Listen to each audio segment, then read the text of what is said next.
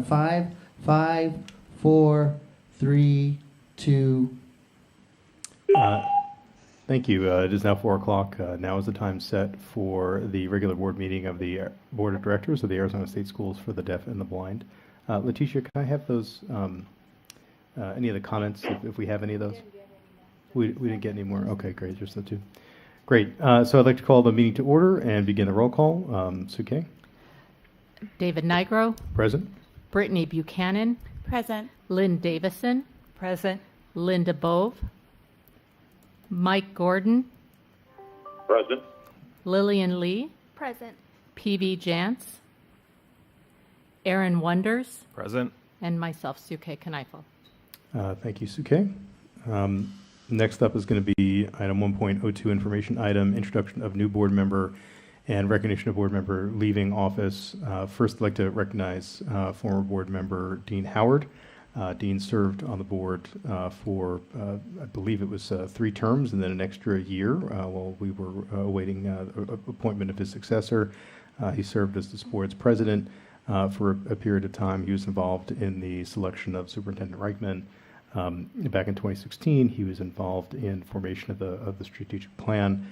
We all, at least from my perspective, want to thank Dean for his many years of service to the community and to the agency. We're very grateful for that nearly decade of service. I'd also like to introduce the new board member, Lillian Lee. Her bio is on board docs for everyone to see, but Lillian, if you have any opening words, that'd be great. Yeah, well, I am really excited to be here. I'm excited to be a part of this amazing board, and I'm just excited to be a new voice and a new perspective. So yes, I look forward to meeting everyone. Thank you, Lillian. Thank you. Next up, 1.03, call to the public on agendized items. We did not receive any comments through the website for this agenda item, and we did not receive any sheets for people that are present right now. So we can move on to 1.04, information item, Superintendent's report, Superintendent Reichman.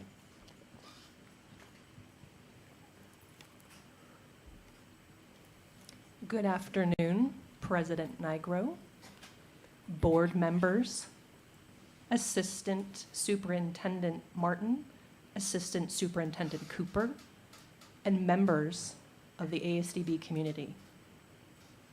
Welcome to our November 10th board meeting, 2022.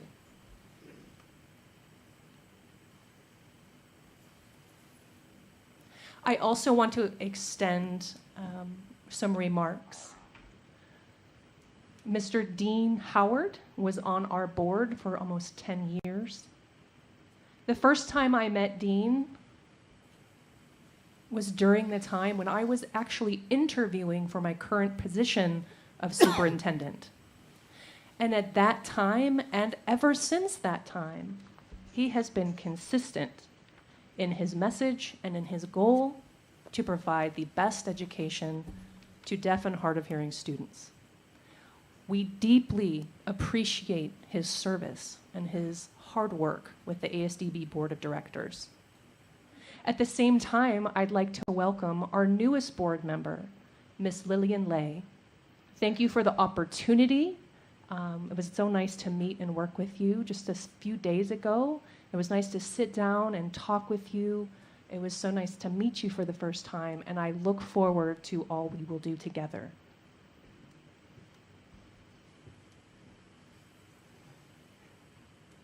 This is our final board meeting for 2022. And in 2 weeks, we will see Thanksgiving. It so happens that Thanksgiving is my favorite holiday. It's my favorite holiday because it's the one time a year where we all can come together, family, friends, and we can show our appreciation and gratitude for one another. So every year, I really look forward to Thanksgiving. It is the time that I get to spend with my friends and family. And I recently started to wonder about the origins of this national holiday and how it came to be in our country. So I embarked on some research and I found an answer. I thought it was quite interesting that it was a woman. And of course, it was a woman who had this brilliant idea, as many ideas come from brilliant women. Back in 1827, she was actually a magazine editor and an author at that time. She wrote many articles, and she talked about needing a national holiday for Thanksgiving at that time. She wrote articles for a total of 36 years, arguing her point that we needed that national holiday. And it just so happens that in 1863, President Lincoln finally announced that the fourth Thursday would be our national holiday of Thanksgiving. And this would occur every November. And it has been this ever since. So every year we continue to celebrate Thanksgiving as a national holiday. I just thought that was such a very cool, interesting bit of history. And what's even more interesting is that back in 1863, that was one of the worst times in our nation's history. We were divided more than ever. We were in the midst of a civil war, the North against the South. We killed each other at this time. And during that time, President Lincoln still established the national holiday of Thanksgiving. And what he said, and during his remarks, was that he hoped that God would take care of those who had lost loved ones, who had passed on because of the war, and that he hoped that God would heal the nation's hurts, that would heal us. And I think even today, we still need that. We still need that grace. We need that grace for each other, for our families, and for our friends, and for our colleagues. It's so important that we have that for each other as society. So Thanksgiving is my favorite holiday. I'm not sure if I said that already. So I really wanted to share that with you. I hope that you will take the time during Thanksgiving and during that holiday to be thinking about 2022, to be thinking about what we have to be grateful for. And then in January of 2023, we will all come back ready to work. And we have a lot of work to do in 2023.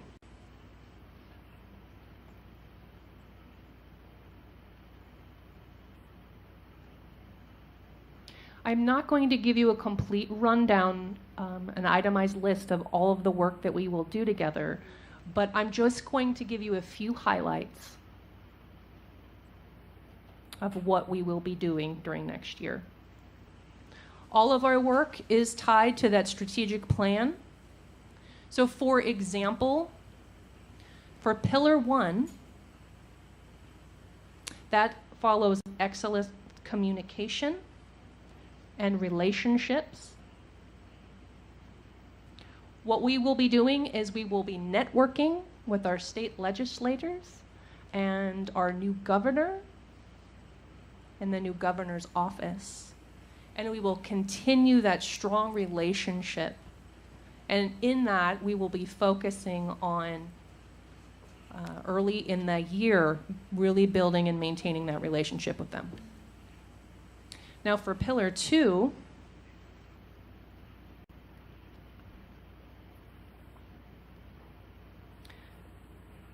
Assistant Superintendent Martin will go into a little bit more detail about this, but I did want to mention that he will be establishing or developing something we're going to be calling a portrait of a graduate.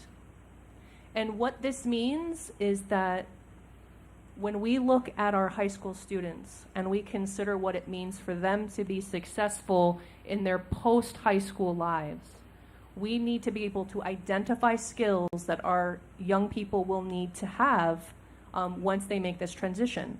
And reflecting that, we will make those changes necessary to our programming here so that we offer the best education and support to our students ready to go out into the world.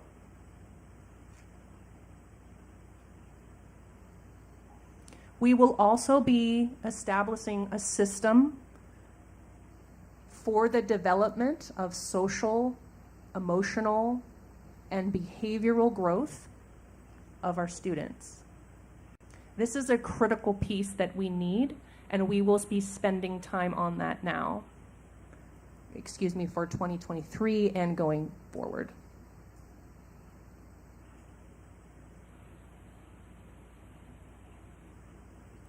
Some other examples include accreditation. So we did accreditation back in 2018, and it is a 5-year accreditation, which means that we will be doing it again in 2023, and we will looking at accreditation and associated activities that goes along with that. So we will also be looking at school improvement. I don't know if you remember, about 5 years ago, we were talking about school improvement then, and we will be doing it again. We will share more information with you as we get to 2023 and beyond. Now, looking to Pillar 4, we'll be developing and working on that master facility plan, and we will continue to analyze our finances for teachers, staff, in terms of compensation and pay. We started that this year, and we will continue that into 2023. We will also be looking at staffing.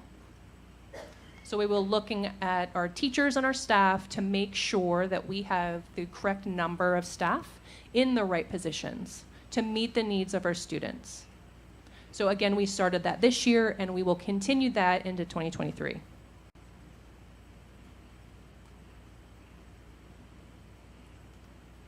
The other thing I'd like to talk about is our sunset audit. We received the report from the Arizona Auditor General, and we have 8 recommendations along with that. So we need to make sure that all of those are addressed, and that is going to be focusing on that in the year in 2023. You know, I'd like to be able to say that the Senate Education Committee, in their most recent hearing on the October 27th, for us to be able to review that sunset audit with them.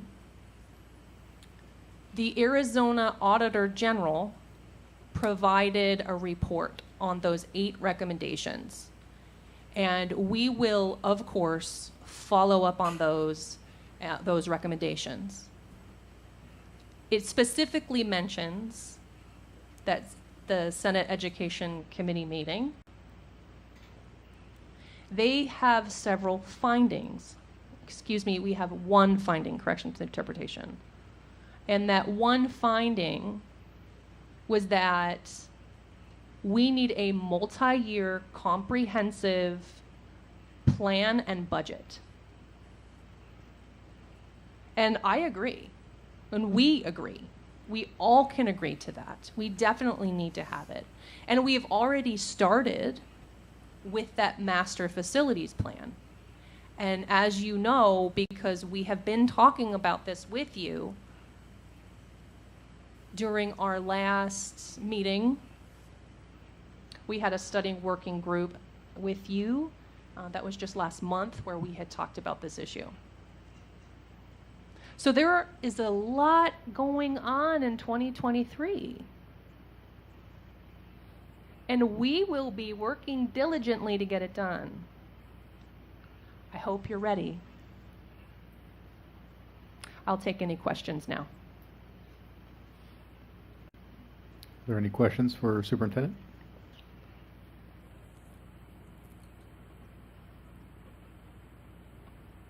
All right, hearing none, we are going to go to 1.05 information item, Assistant Superintendent of Curriculum and Instruction, Assistant Superintendent Martin.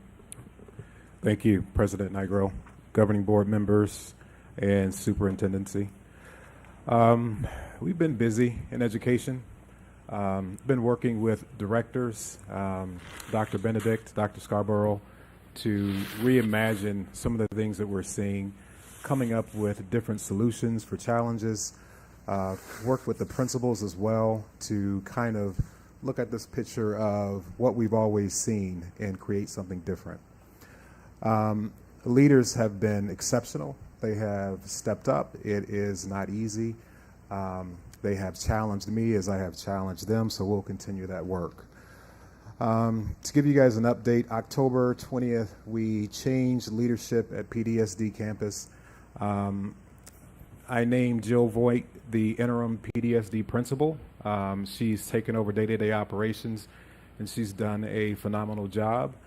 Her focus has been primarily to bring stability to the school, to be there for parents, to be there for students, to be there for the community, and just glue some things back together. Additionally, interim principal Voigt and principal Waddell, we've been engaging in implementing our social emotional platform, our MTSS, which we will start implementation in 2023. To get this off the ground so that we can hit the ground next year running with a full year of implementation and support. We've also been looking at our behavior systems. We're in the process of creating an alternative learning center, which allows us to deal with discipline and behavior differently with respect. Our students are limited in their options, so giving them an out-of-school suspension is not necessarily the best thing, so we have to keep these students in-house. So there will be a lot around the alternative learning centers. We are staffing for that currently. Principal Voigt is also, again, looking at systems in PDSD and looking at how we do behavior. So overall, looking at the school as a whole. So there's been challenges. We have a lot of work to do, and I am jumping in and we're uncovering a lot. I have hired Susan O'Brien. She's a seasoned principal coach. She will be working directly with Principal Voigt and Principal Waddell and looking at the structure of the schools, again, reimagining the schools and helping them solve some common problems. I have a lot of confidence in Susan O'Brien. I've worked with her and seen her work in coaching principals. So that will be support that will be given to the principals as we go into this, into next year. We will actually, the coaching will actually start in next week. She's officially starts on Monday. And her and I have been meeting in the evenings, talking about the needs of the school, talking about ASDB, talking about where we need to go. So I've been getting her versed and up to speed, but she's a phenomenal coach. We also started our Portrait of a Graduate Milestone 1. We have 4 milestones. Mike Olivier has, I tapped him to lead this work. He did it proudly. He's excited to lead it. Milestone 1 is we will form the committee. And this is a committee that structures and organizes this work. Milestone 2 is more of a heavy lift. We engage the community. We engage alumni, parents, students, staff members, board members, leadership. We will also send out surveys. So we have to get as much input from our members as how we want our graduates, our students to be when they graduate. From that, we will start building things into the schools and programs from what that Portrait of a Graduate looks like. Milestone 3 We'll vet our portrait of a graduate skills. So we'll kind of bring everything into focus and decide on what those skills need to be. Milestone 4 is when we wrap everything up and we will create a visual representation of that portrait of a graduate, what that looks like. Mr. Olivier, just in our meeting, we agreed. He had some phenomenal ideas of how he wanted this to look, how we should post it, where and how it should be visible and communicated to the community as a whole. So I'm excited to start that work as well. That's all I have, and I'll stop and open up for any questions. Thank you. Are there any questions?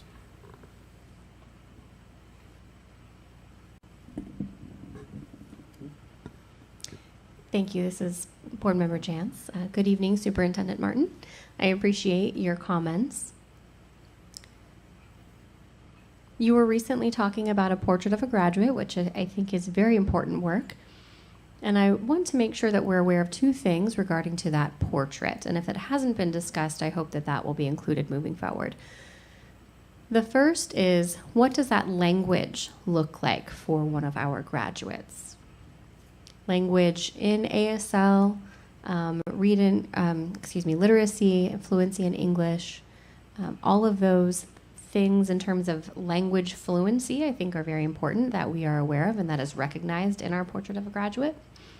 And the second component is, what does CTE, Career Technical Education, look like for those students?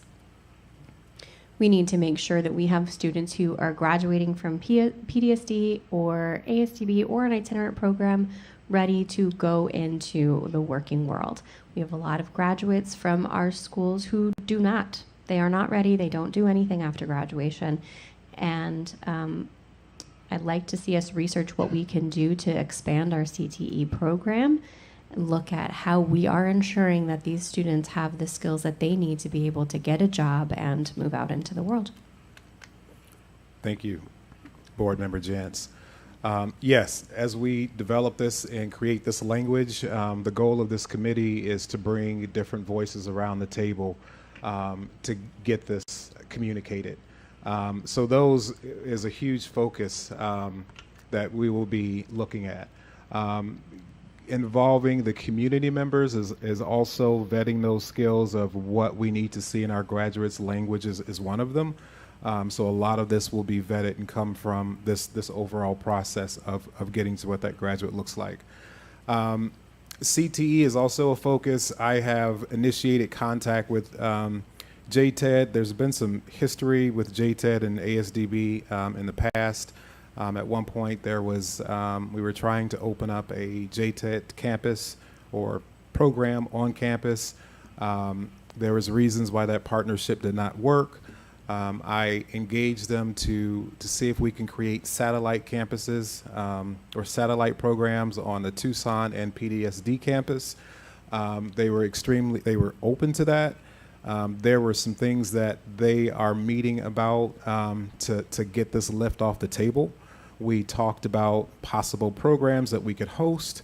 This would be specifically for our kids. It would allow them to graduate with a certificate and go out and actually work.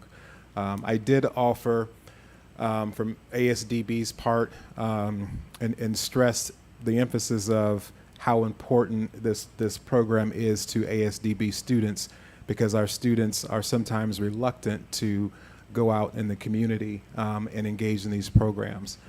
So I did, with the help of Superintendent Reichman, we did say if there's resources or anything that we can do to make this partnership come to life, we're willing to meet you halfway. So right now the talks are positive. I'm still waiting to hear back from their meeting and what they need to get this lifted, because there are certain positions that they would have to have out here to fund. So we strategize a little bit about how we could help with that. So the goal is to get this off the ground, but they were very receptive to that. Tucson, initially we were looking at starting this just on the Tucson campus. We will open it up to PDSD as well. I also have reached out to Apple. Apple has a wonderful coding program where students are able to earn a certificate in coding and go out after they graduate with that certificate and work. In doing more research, I found out that Apple has a deaf coding program and other programs that are actually implemented in about 4 or 5 deaf blind schools across the country. So I've been engaging them in that as well. So we will, that is a focus. It's not just to bring a program to where students can learn, but something where they walk out of the door with something in hand so that they can go to work. Being in just schools, when those students graduate and if there's nothing in hand, that drop off is huge. So that's one of the things that we are going to build into this portrait of a graduate and build into the schools is we may have kids who are ready to go to college. We may have kids who decide that they just want to be in the community and want to work. We have to prepare for that as well. So that's the goal, is to build that into the schools where they can earn a certificate and be productive. So thank you. President Nagar, do you mind if I follow up? No, of course. Okay, thank you. Thank you, Assistant Superintendent Martin. I appreciate your comments. One thing I would like to suggest, if possible, is that there is a program called Vocational Rehabilitation, or VR, which is a phenomenal program. And if you're building on JTED or other employment-ready programs like CTE, I would suggest that you reach out to VR as well and see if they can be a part of that conversation. I think it would be important to have VR as a central partner in that project as you're building these programs, because they are going to be able to help with that transition from school to the working world. ASDB can partner further with VR, and once that partnership is established, then you've got graduates coming out of ASDB, and VR can just continue the work that ASDB has already started. So if we're working with us from the beginning, that transition would be smoother. Just wanted to put that out there. Thank you. That is the plan. So yes, I talked with Board Member Suke about that as well. So right now we have to get the infrastructure set up to support this in-house. It doesn't exist.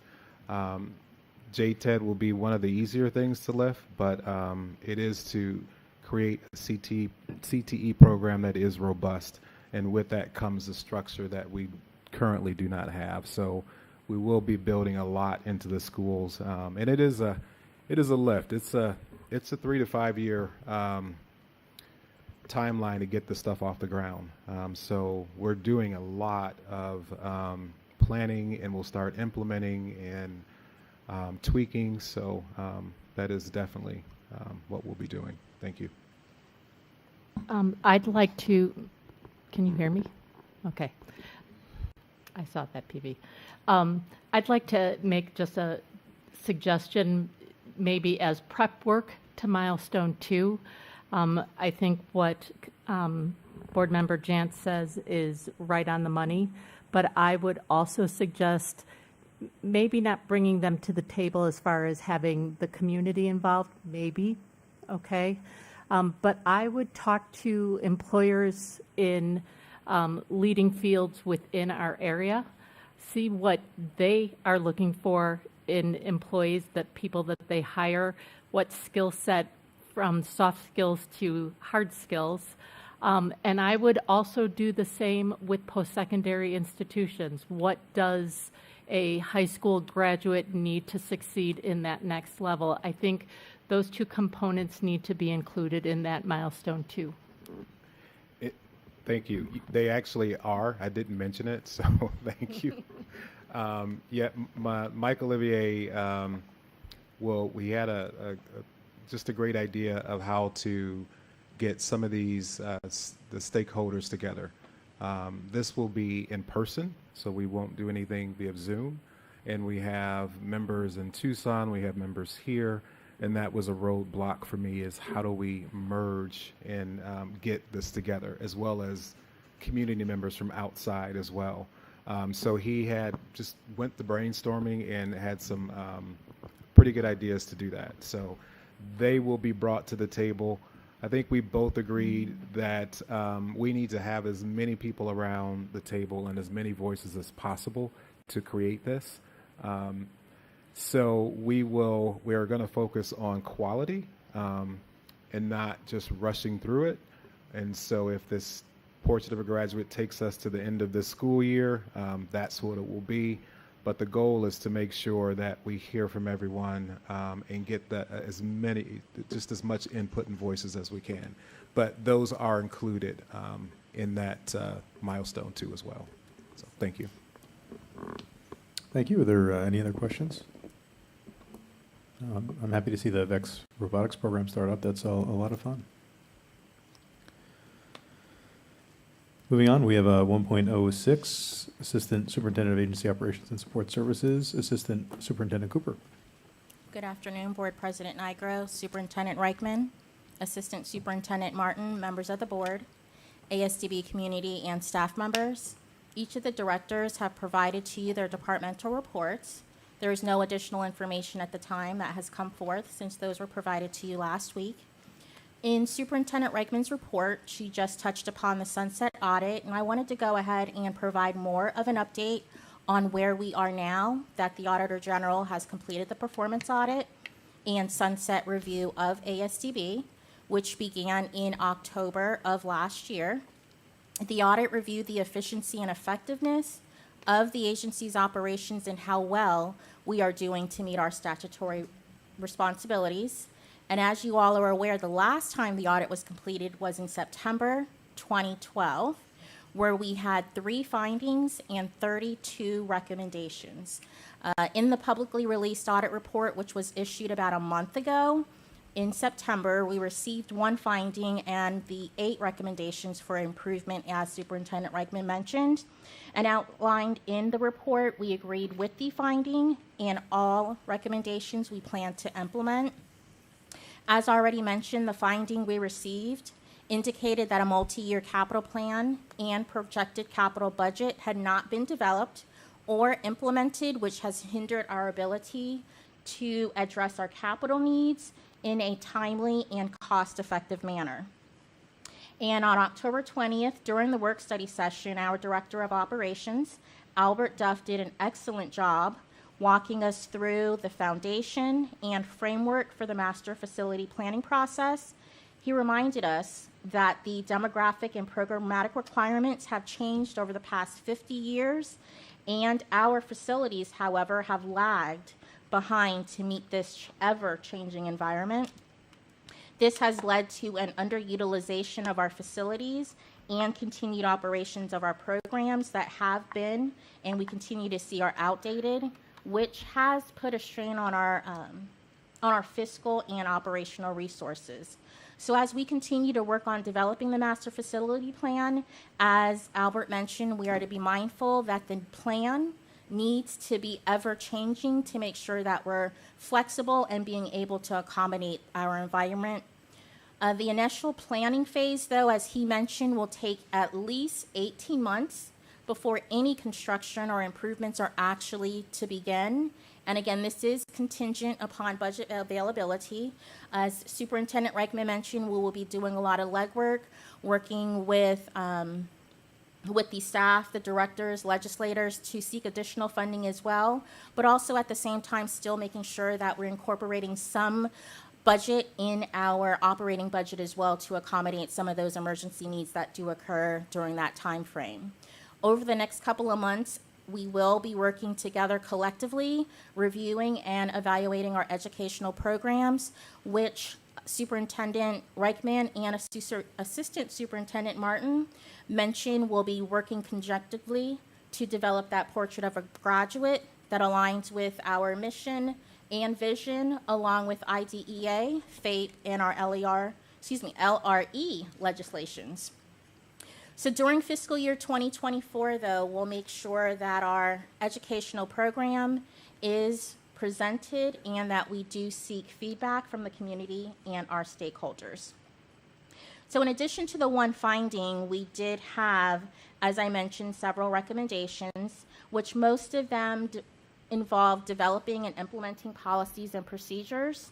One of them consisted of making sure that we're reviewing the appropriateness of our itinerant service program fees, also analyzing our post-school outcome data, and then complying with state conflict of interest requirements. And as Superintendent Reichman mentioned, we did have a hearing about a week or two ago with the state's Senate Education Committee, where Senator Boyer moved that the Committee of Reference make the recommendation to continue ASDB for 8 years, which is until July 1st, 2031. We do not yet have a date established for our hearing with the House of Representatives Education Committee.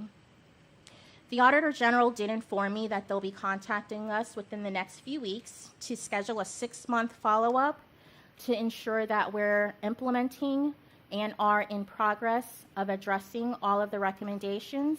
So we do expect this follow-up test work to occur in March 2023. They will also do another follow-up within 18 months, and that is scheduled to occur in March 2024. Last but not least, I do want to take the time to thank the IT, media, and operations teams for the continued efforts to ensure that we have all of our resources needed for the board meeting. I know the last couple of weeks has been a stressful time, as we were informed that our bridge line services that we had previously were discontinued, so they did have to work collectively together to put those efforts and make sure that our board meeting today is successful. So again, I want to thank you, and I know Leticia kept us on our toes, so I do want to take the time to just say kudos to you all. Other than that, I don't have any other updates to provide, and that concludes my report. Thank you. And we will be addressing several of those findings in our January meeting, kind of one group of those, another group in the spring. So I think we'll be, in terms of the number of the items addressed, we'll be pretty far along by March. And then the first few are going to take a little bit longer, although we're working on it already now, and we'll continue to do so next year. Yes. Are there any questions for Assistant Superintendent Cooper?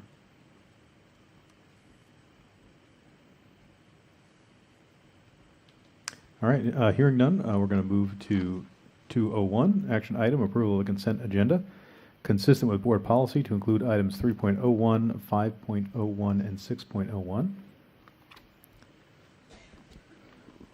Would anyone like to remove any of these items from the consent agenda?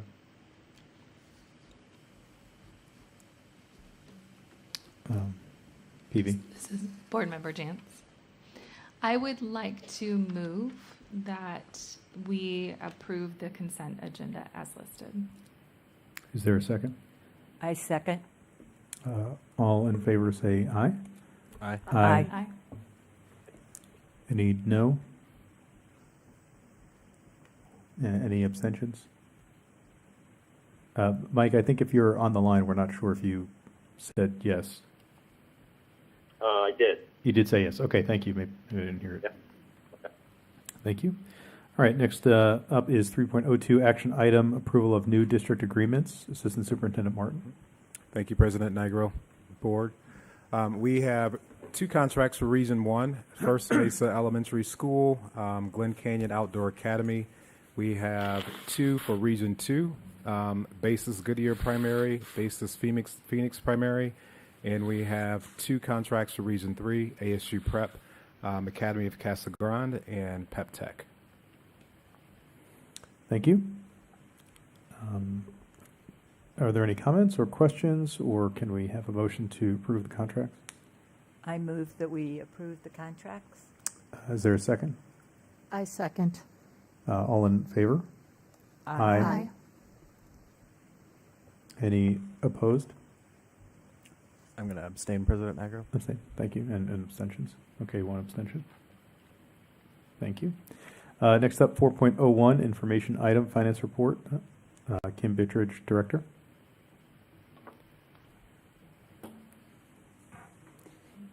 Good afternoon, Board President Nigro, Superintendent Reichman, Assistant Superintendents Cooper and Martin, board members, and ASD community.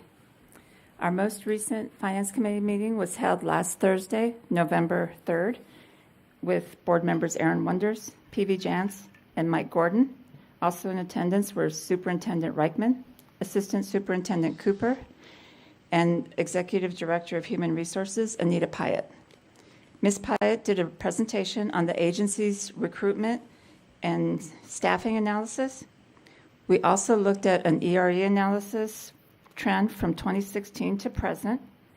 The total ERE has decreased by 5%, mostly as a result of decrease in insurance of 6%, and this was offset by an increase of ASRS. We also discussed the September 2022-2021 budget to actual and quarterly financial reports. We have revised the budget for fiscal year 2023, and it is included in the reports. We will no longer report based on a zero budget. This budget is more reflective of the current vacancy savings with projections of filling most of the open positions throughout the year. Provided to you is the same financial data that is but in a more condensed, summarized version. The total student count for October 1, 2022 is 2,059, a decrease of 57 students when compared to October 1 of 2021, the count of 2116. There is a decrease in every area, site-based, regions, preschool, and birth to 3 students. At the same time, the total HI students increased by 6, and the total VI students have increased by 10. As of October 1, we had almost 483 FTE, which included 8.5 FTE at FBC. At the time, we employed 698 staff, however, many of them are part-time. There are currently 131 vacancies across the agency, and according to Ms. Pyatt's presentation, school year 2022 has had the highest turnover rate of 25% compared to previous years and the national average of 16%. The highlights of the September 22 financial report show that revenues of $6.6 million was $1.5 million higher than the September 21 revenues of $5.1 million. The major difference is we received the payment of the August voucher and Prop 301 funds in September this year, while it was not received until October last year. The budget fiscal year 23 expenses of $12.7 million were $728,000 higher than budget fiscal year 2022. The increases are a result of the 10% increase in salaries, contracted services for transportation, one-to-one nurses, and the purchase of Chromebooks for students, offset by a reduction in transfers to ADOA. The major difference in the programs is under the administration statewide, with the addition of blind programs that were previously tracked under the Tucson campus, but were moved to be more consistent with the deaf programs. In addition, preschool has increased since the Region 1 preschoolers have been moved from the itinerant program to the early learning programs. Our cash balance for September 22 was $16.2 million compared to $9 million in September of 21.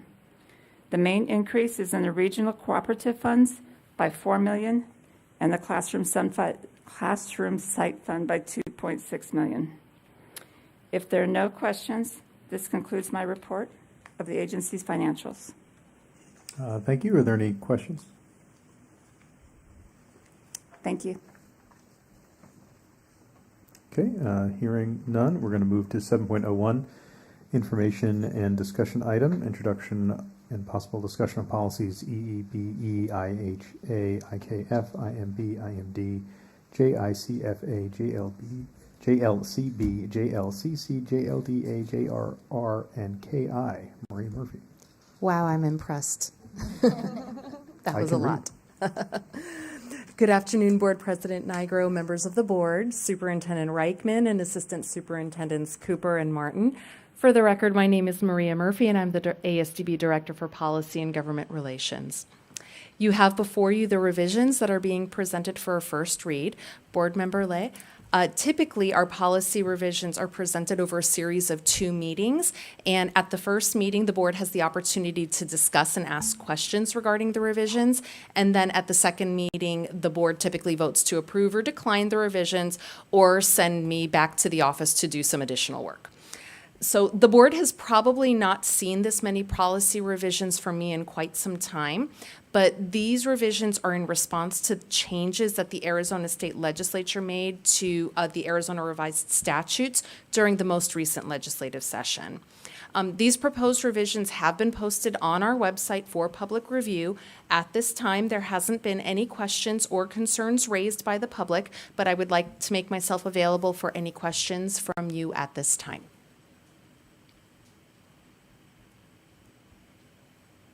Are there any questions for Ms. Murphy? Board Member Jansen. PV, yes. Thank you, President Nigro. Appreciate it. I do have a few, so bear with me, please. Okay. I do understand the concern about distracted driving, and I completely agree.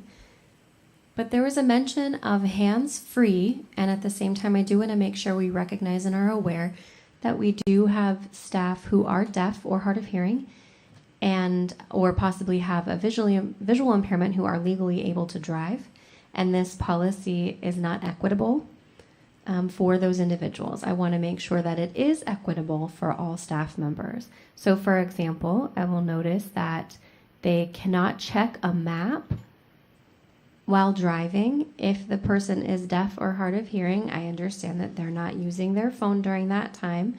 And I don't see anything in that policy that requires that they have a car-mounted system for a device in order to be able to view a map. Is that something the Transportation Department plans to implement so that folks can view a map while they're driving via car-mounted GPS, for example? Board Member Jantz, that's an excellent question, and I would be happy to follow up with Albert Duff and the Transportation Department regarding your question.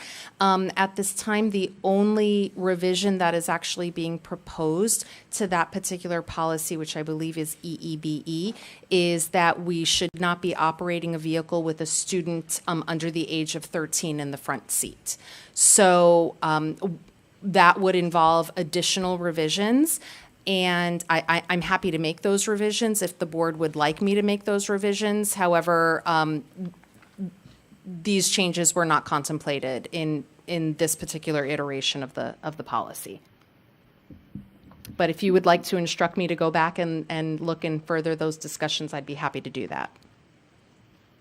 Yes, this is Board Member Jansen. I would appreciate it. I just now had an opportunity to look at that, and I would like to ensure that the agency is providing vehicles with car-mounted phone mounts, for example, so that they can access directions if they need them. Secondly, we do have staff who are visually impaired but can legally drive, and I'd like to make sure that if they have a biopic lens, that they are allowed to drive as part of their job duties. Board Member Jantz, again, I would be very happy to bring that up with Director Duff, and we can continue to work on these between the first read and the second read. Thank you. I'm just scrolling through to find the next one.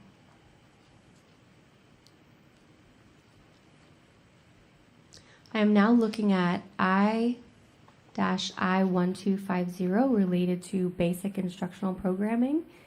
And there's a comment about core fundamental skills, and it focuses specifically on reading skills. It should be continuous through the improvement of specific reading skills should be continuous throughout a student's education. The curriculum should be broad in scope and provide a range. Excuse me one moment for the interpreter.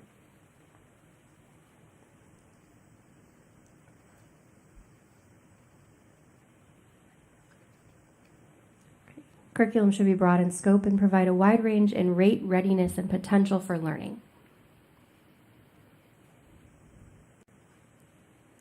But I noticed that there's nothing stated about what would be established from kindergarten through 12th grade for language acquisition or any kind of assistive technology for language. So, for example, Braille reader, Seesaw, JAWS, other assistive technologies that we need to keep in mind. The wording here still seems to focus more on English rather than other forms of literacy, and I want to make sure that it is, in fact, broad. Language literacy includes Braille and ASL as well. Board Member Jantz, thank you for that input.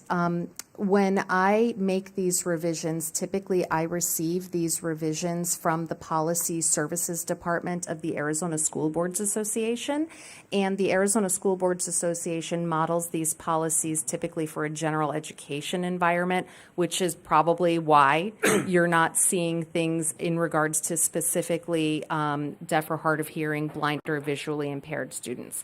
So again, I would be happy to take your comments and your requests back and continue to work on the policies to include those for the second read. Thank you. And now I'm looking at observance days. For September 11th, I believe that is a legislative requirement. Is that correct? It is a legislative requirement for school districts and charter schools in the state of Arizona. However, ASDB, even though we are not a school district or a charter school, opted to voluntarily comply with this and acknowledge September 11th. And I think that's wonderful, and I agree with that in terms of following school districts. Sandra Day O'Connor Celebration Day, is that a legislative requirement as well? Yes, it is. Okay. Wonderful. Those legislatively required days, is the board allowed to input any other days of recognition or celebration other than what's legislatively required? That's a very good question, and I think that I would want to consult with our Assistant Attorney General in regards to that. I know that ASDB needs to observe what the legislature requires us to observe. However, we might not be precluded from adding on additional dates, but I don't feel comfortable giving you a definitive answer without consulting with counsel first. And that's fair. I would agree with that. So 2 specific things I'd like for consideration. Some kind of day or recognition for Helen Keller. I think that's a very significant individual for our students who are deaf, deafblind, blind, visually impaired to understand, and really the basis of why we have education for deaf, hard of hearing, deafblind, blind, and visually impaired. That history is very important, and she's a significant role model for our students. And secondly, some type of recognition of Disability Awareness Week or Disability Awareness Month that nationally we do already recognize. I would like to put that in policy as well. Thank you. I would be happy to take that back for revision.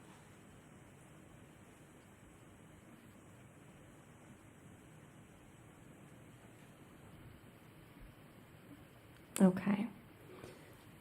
And now I am looking at graduating class of 2026 or the required competencies for civics. I'm assuming this is just taken from legislative requirement, is that correct? Correct. Okay. Is this broad enough that we as a school are able to provide necessary accommodations for our students to take this test as necessary? It is actually my understanding, and Board Member Wonders, correct me if I'm wrong, but it's actually my understanding that if students do have an individualized education plan, if it would not be appropriate for them to take the civics examination, that they could be exempted from the examination. Is that correct? I believe so, but I can double check. Yeah, I believe so as well. I'm hoping that you can verify that for me. Okay. And we may want to consider putting that in part of policy as necessary. At least I think we need to consider indicating that students who may need accommodations, such as having the test read to them, or assistance reading the test and otherwise, that they would be allowed to have that type of accommodation for the test. Yes. And that would include, for example, Braille or screen readers, et cetera, other types of technology. Thank you.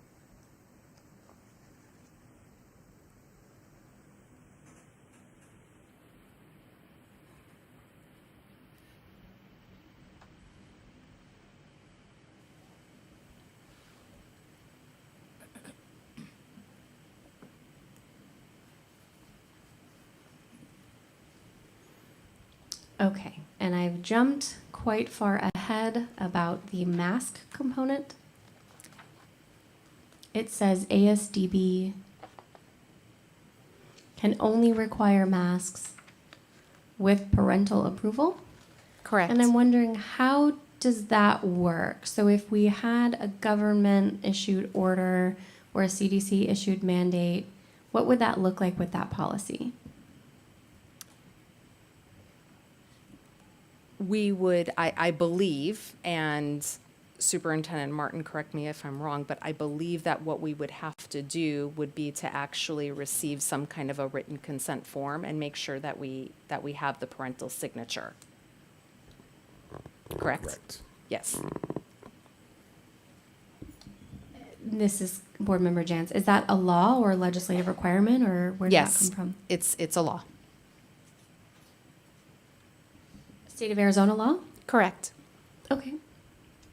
Thank you. You're welcome.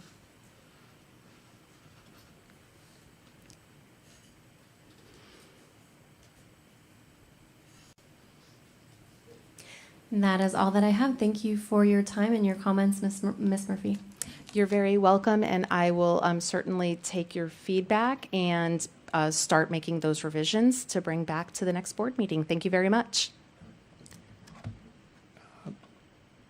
Thank you. Are there any other questions for Ms. Murphy? Sorry. Ms. Murphy, before, as the changes are presented in red line format as you normally do. So the changes in red are the proposed changes that have come from ASBA based on legislative mandate. The items in black print are existing. I don't want to hold up approval and passage of things that we need to pass to comply with the new laws the legislature has passed.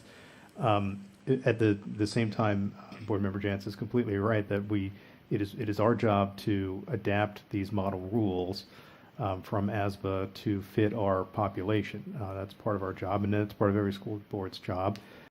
If you can look at every policy in the state of Arizona, they all generally come or started from the ASBA model rules, but they've all been changed to suit the particular district needs, and we're no different.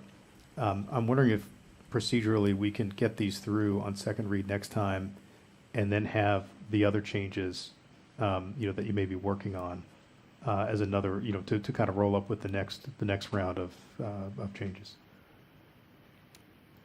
So meaning, Board President Nigro, so that I understand you correctly, to have the changes approved at the next board meeting, but continue to work on them and then present the additional revisions at the March board meeting? Well, I would say that these should come through as second read in January, Mm-hmm. and then you'll have first read, the changes that Board Member Jantz had mentioned, we can come up for first read and discuss at that time.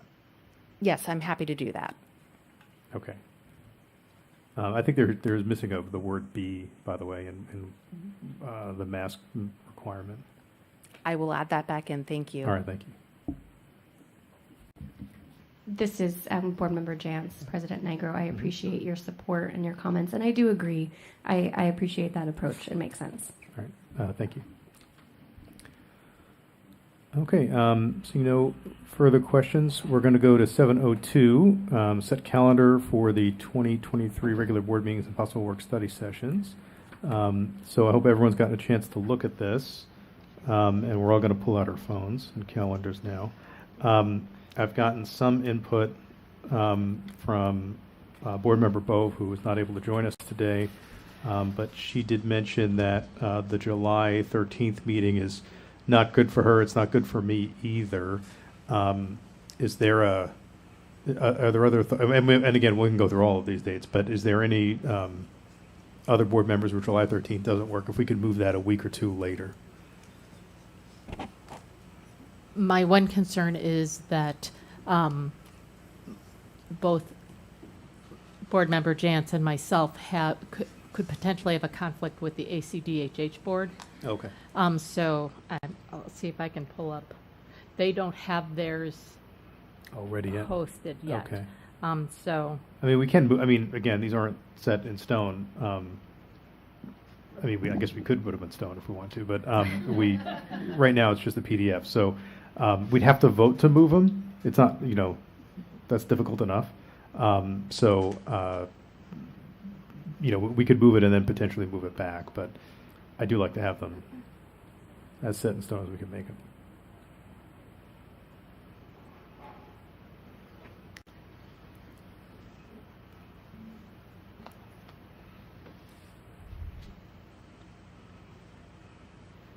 So we'd be looking at, the week after would be the 20th, July 20th. As of right now, the 20th looks okay. It's okay, okay. Anyone else? That's fine with me.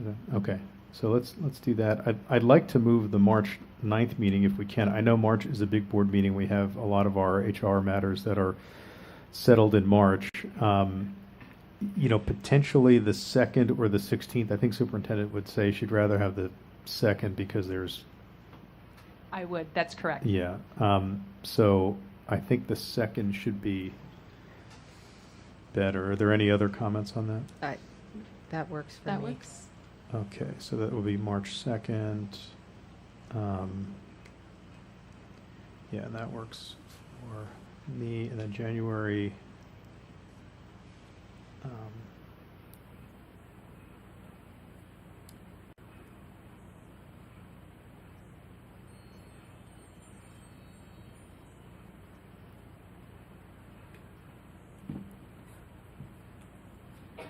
mean, believe it or not, this is the easiest way to do this.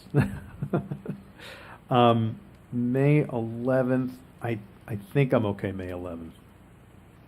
If anyone else has any issues with that, or a week before, a week after. That's But good. you like to have it right before graduation, I think.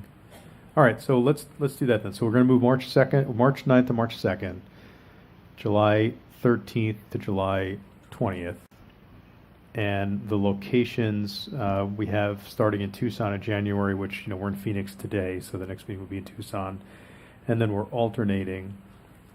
Is there any discussion on that? Would anyone like to meet in a third locality or move the order of this or make any other changes that way?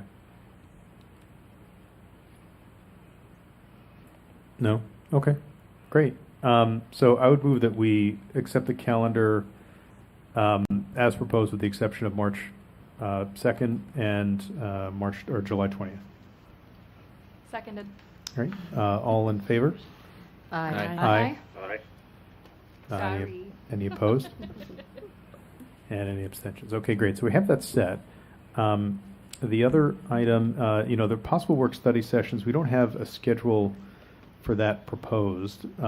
We usually like to schedule, at least a couple to begin with in the, usually February or April time frame. Superintendent Reichman, did you have any proposals for dates for those? No? No, not for February. Not for February, okay. I actually think the strategic plan was going to be that one in February, actually. And it could be any of the weeks during February, though. Okay. Any Thursday. Okay. Let's see, in February then. I mean, we could set one and then another in January. That's not a big deal. But let's see, in February, we're usually on we have the 16th and the 23rd. But the 23rd gets us close to the meeting. So maybe the 9th or the 16th, or either of those look good to everyone? The 16th would look good for me. The 16th? Yes. Okay, February 16th. I have, No?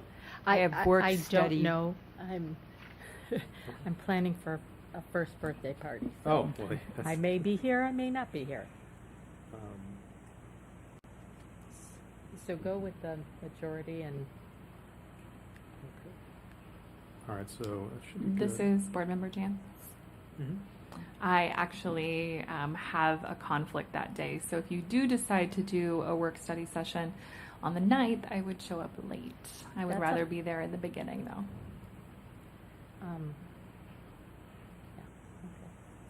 David, Yes. did we plan some of these work studies before? I have on my calendar written in on February 9th I think that we have a oh, work do we study. do we already plan that? Oh gosh. Well, that's what my calendar says. Did we have that, Letitia? Did we already have a February? I know that we had one scheduled, but Oh, yeah. The doodle poll. I know but I forget the results of the doodle. That might have been right. I don't think it's what calendar says. Should we look at that doodle poll?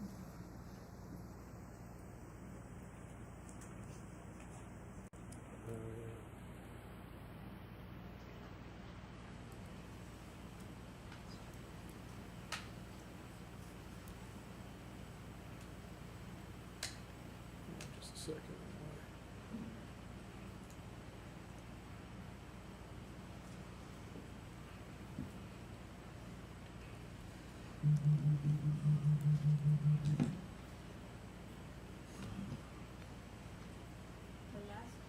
This is Annette. Yes, actually, we did set up the February 9th. We did set up February 9th. Yeah. Okay. That was at the last meeting. I see that, and now I'm seeing the doodle here. So, okay. Well, no, that, if we already have it on the calendar, then we already have it on the calendar. And in January, we can, or in March, I should say, we can schedule the ones for the spring and early summer.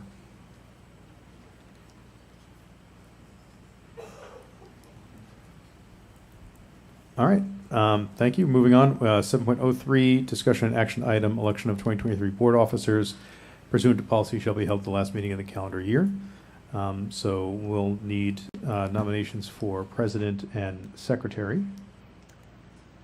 I would like to nominate David to continue as president. Thank you. Are there any other nominations for president?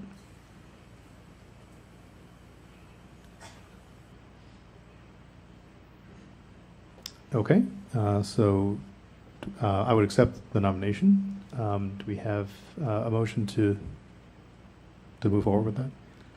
I move that we vote to have David as our president for another year. Yeah. Okay. Any seconds? I second. All in favor, say aye. Aye. Aye. Aye. Any opposed? And any abstentions? I'll abstain. And then we'll need nominations for secretary. I'd like to nominate Sue Kay. She'll do it again. Seconded. I accept the nomination. Any other nominations? I'll back you up anytime soon. Okay. I move that we elect Sue Kay as secretary. I'm sorry. Yeah, second. Okay. So all in favor, we'll say aye. Aye. Aye. Aye. Any opposed? And any abstentions? Okay, great. And then next is 8.01, call to the public on non-agendized items. We have no in-person comments received, and we have two via the web. They'll be available publicly on the website if they're not already. And again, as is our practice, Sue Kay will just summarize the content of both. Both comments are from parents of students here at ASDB, but at PDSD specifically. They are expressing significant concern over a teacher's behavior walking into a classroom that was not their own, and in their words, bullying, belittling, and berating a student in front of their peers and the actual classroom teacher. They are concerned for their students' safety and emotional well-being, as well as wanting to see disciplinary action sooner than later for this specific teacher. Thank you, Sue Kay. Now we could move on to 8.02, discussion of possible action item, agenda items for the next regular board meeting. Are there any proposals for the next meeting for agenda items?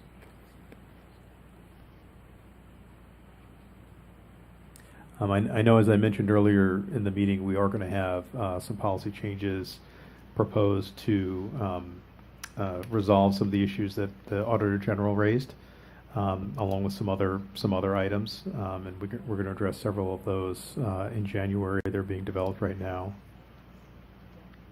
I would like to have a quick update on the strategic plan. After the first semester, we reviewed the data that we had once the fiscal year ended, and now we're going to be about 6 months from that time in January. I'd like to have another update and discussion about that as we get some new information. Again, that dashboard is it's live. It's our website /dashboard. That data is updated periodically, so everyone can see how we're doing. But I would like to talk about it a little bit. Superintendent Martin, you Yes. seem like you want to say something. Excuse me, President Nigro. We had an issue. There was a submission online for public comments. There was some confusion when they submitted online. They weren't given the option to present in person, so they were actually here in person to express their comments. Mm-hmm. So that's what we were discussing. It would be up to the board to allow the public to have their comments heard. So this is for the non-agendized items? Yes. And then we didn't receive. Do we have a form right now? We do not. So there's no paper form. No, but there's no paper form though, because they need to fill that out. They need to fill out the paper form. Okay. Oh, they did. They did not. They did. Okay. Yeah. They did the online version, but it didn't give them the option. They said to present in person. So they want to come and read the email? Correct. Okay. Is there? I mean, I know we're kind of off the topic here, and the email is, it is on the website for everyone to see. But if they want to read it, I mean, is anyone on the board opposed to that? Okay. That's okay. To do it in their language. Sure. No. So for minutes, again, the minutes allowed are up to, we have it agendized as discretion. I think we're using 3 minutes for verbal or communication, and 4.5 for ASL communication. So we'll allow that. Is that person here?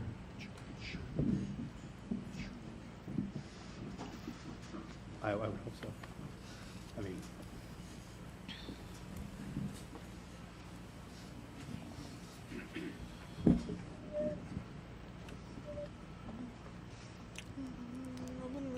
Hello, I want to thank you for giving me the opportunity to stand here. I am the mother of 3 children here at PDSD, and I did send an email with a public comment with some basics of what happened.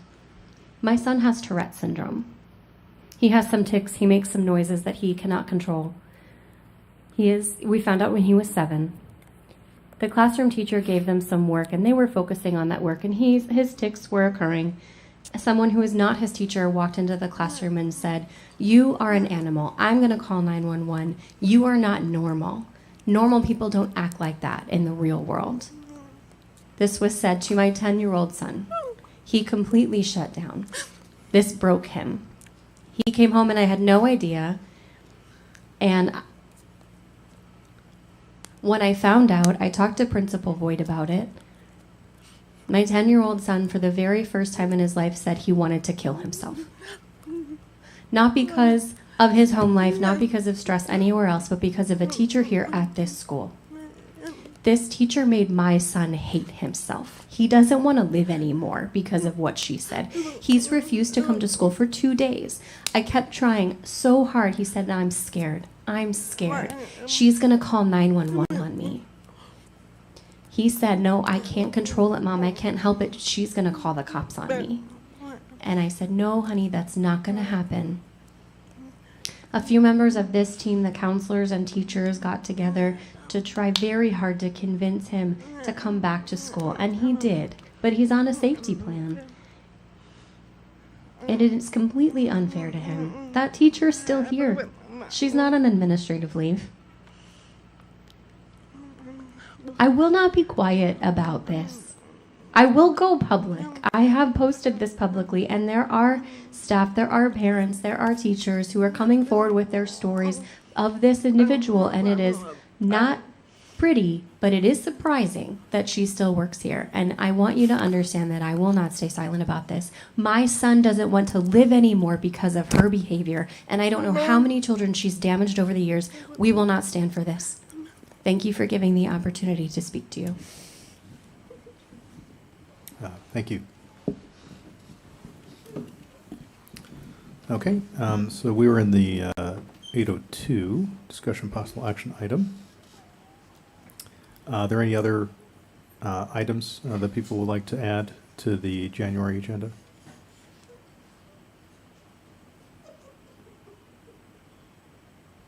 No? Okay. Then we can go on to 9.01, action item adjournment. I move that we adjourn this meeting. Is there a second? I'll second. Okay, all in favor? Aye. Aye. Any opposed? One, okay. Thank I'm you. joking. I'm not Okay. opposing. I'm in support. Okay. Thank you, everyone. We'll see everyone in January. Thank you, David. Thank you.